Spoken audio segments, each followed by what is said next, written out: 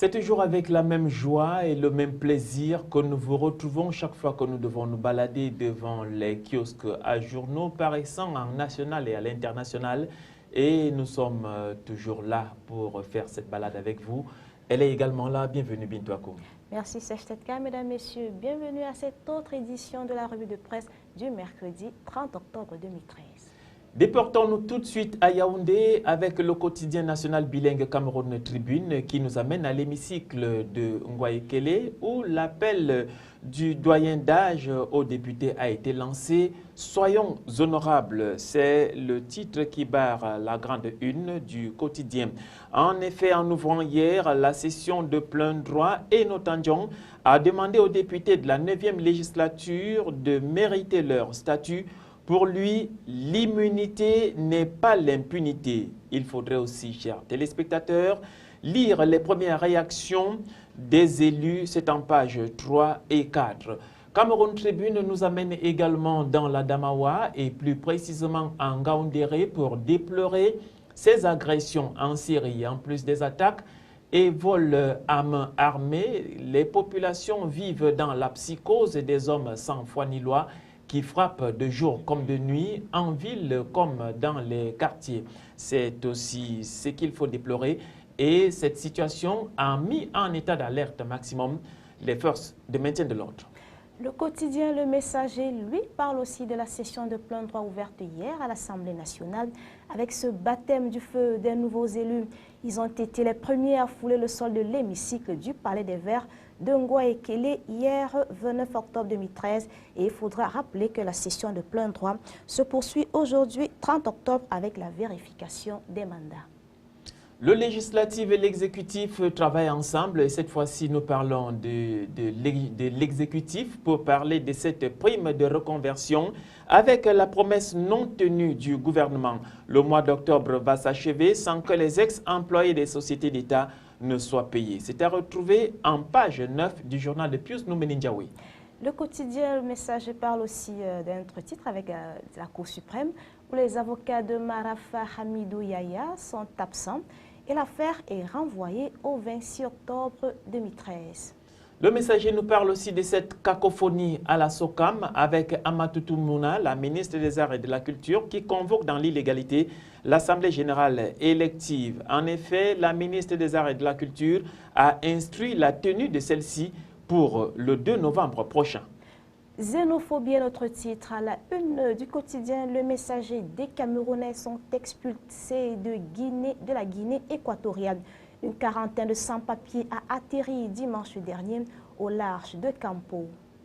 Ce jour, le journal de Xavier Messé nous parle d'autre chose, dont de ces prisonniers de luxe avec cette opération épervier et nous parle d'un cafouillage à la Cour suprême. Affaire Thierry Atangna, le verdict reporté au 26 novembre prochain. Affaire Ndondong, des pièces manquantes dans le dossier. Affaire Marafa, les avocats de l'ex-Minade absents à l'audience. Affaire Ababa, les deux dossiers transférés au TCS. Mutation parle aussi de l'économie aujourd'hui à la une avec des bananes plantains où Barga Atangana menace les Bayam Selam. Le ministre du Commerce se met en garde contre le mûrissement artificiel de cet aliment. Bien sûr, c'est assez amusant. On parle de plantains maquillés ou plantains avec tout ce que cela comporte. Voilà, plantains décapés. Lutte contre la corruption, nous allons continuer pour parler de la dynamique citoyenne qui veut marcher pour la déclaration des biens. La coalition des ONG s'indigne de la mauvaise foi du gouvernement au sujet de l'article 66. C'est à retrouver en page 3 du journal Mutation. Mutation nous amène également à l'ouest du Cameroun, et c'est à Bafoussam, où un élève meurt en plein mat. La directrice de l'école est séquestrée après le drame. Parlons de littérature à présent avec Léonarda Miamo, qui est une Camerounaise en lice pour le prix féminin. La Camerounaise fait partie des 5 finalistes sélectionnés par le jury. À présent, c'est la page internationale de cette édition avec aujourd'hui en France, à la grande une, libre d'hommes, avec une grosse exclamation. Et les 4 hommes détenus depuis septembre 2010 au Sahel seront de retour à Paris aujourd'hui 30 octobre en fin de matinée. Et l'intervention du Niger a rendu leur libération possible. La tribune nous parle plutôt d'écotaxe et nous présente cette difficile affaire avec une suspension qui coûte cher, nous dit le journal. En effet, et une de plus, peut-on s'exclamer. La suspension de l'écotaxe sur tout le territoire annoncée par Jean-Marc Ayrault vient s'ajouter à la longue liste des reculades de François Hollande sur la politique fiscale. Mais l'addition est salée politiquement et pourrait aussi l'être financièrement. La tribune parle aussi de gestion active ou le shadow banking. Au secours des PME, la désintermédiation du financement de l'économie profite aux sociétés de gestion qui multiplient les créations de fonds de cette entreprise. La tribune nous parle aussi des ferroviaires avec la Deutsche Bahn dans les rails de la SNCF. La Deutsche Bahn propose aux régions de tester pendant 2 ans un autre opérateur que la SNCF pour l'exploitation des TER et ce dès 2016. Sortant du quotidien La Tribune avec high-tech, Apple est-il trop gros pour encore grossir? C'est l'interrogation qui se pose. Et la deuxième entreprise dégageant le plus gros de profit au monde est-elle condamnée à sacrifier sa rentabilité? Les détails se trouvent dans l'analyse faite dans le quotidien La Tribune. Le Figaro nous amène à l'Élysée pour nous présenter un gouvernement paralysé ou alors le pouvoir paralysé, c'est la même chose. Le gouvernement renonce à mettre en place l'écotaxe, un nouveau recul après celui dimanche sur la fiscalité des produits d'épargne. Le couple exécutif est désormais asphyxié par la montée des mécontentements.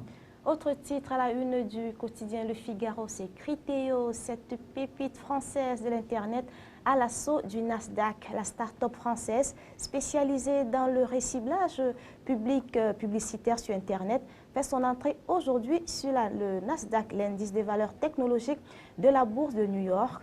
Elle espère le lever 240 millions de dollars, ce qui la valorisera à plus de 1,5 milliard, de quoi lui permettre d'accélérer son expansion déjà fulgurante.